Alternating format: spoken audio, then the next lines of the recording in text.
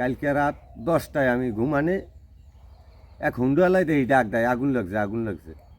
তখন ওই সময় আমি বাইরেই আমি দেখি যে আমার সাহলিটা পড়তেছে।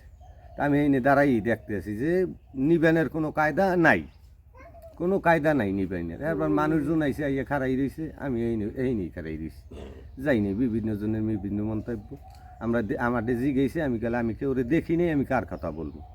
কিন্তু আমার সাহলি নাই। 15 দিন আগে আমার 9টা হাঁস নিয়ে গেছে তালা ভেঙ্গে 9টা হাঁস নিয়ে গেছে। তাও সবাই জানাইছি, যারা আছিল এলাকার গণ্যমান্য ব্যক্তি করে জানাইছি ওইতে এরবার। এবং 5 তারিখের পর আমার ঘর দুয়ার লুট হয়েছে। 2টা মিশিং নিছে, একটা ছাগল নিছে, পোলার কাগজ ওই আইএ পাশের একাল 8 পাস হইতে যত কাগজপত্র আছে সব নিয়ে গেছে। ঘর দুয়ার কোপাইয়া টাকা পয়সা সোনা নিছে, 3 জিনিস নিছে, টাকা নিছে, এলাক পাশে চাল ধান মানে ইত্যাদি ইত্যাদি যে আসিলে আমার ঘর দুয়ারও এখনও কোপানে।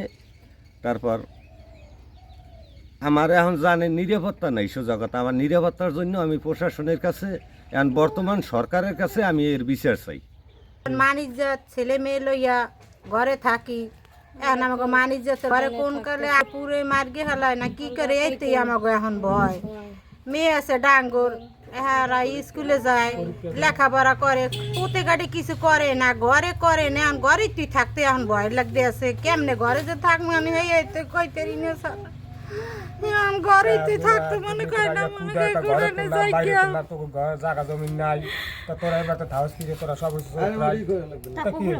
এখন মনে করেন আমাকে জীবন নিয়ে কিন্তু আমাকে ডাঙ্গো ডাঙ্গর মেয়ের আছে, মনে করেন হেরা আছে, তারপর মনে করেন আমাকে জীবন নিয়ে মানুষে হামলা করতে পারে, সেইটাই আমাকে ভয়। কিন্তু আমাকে তোমার ডাঙ্গর মাইয়েরাও আছে, পড়ালেখা করে, তা করে যদি কোনো হামলা করতে পারে, আর রাইতে ঘুমাই থাকতে পারি, আর তো কোনো নিরাপত্তা নাই আমাকে। সেই জন্য আপনার কাছে বলতেছি, আমরা প্রশাসনের কাছে বিচার চাই। এখন আমরা যা করে মানে আমাকে যাওয়ার মতো কোনো জায়গায় নেই, সেই আমরা বলতেছি।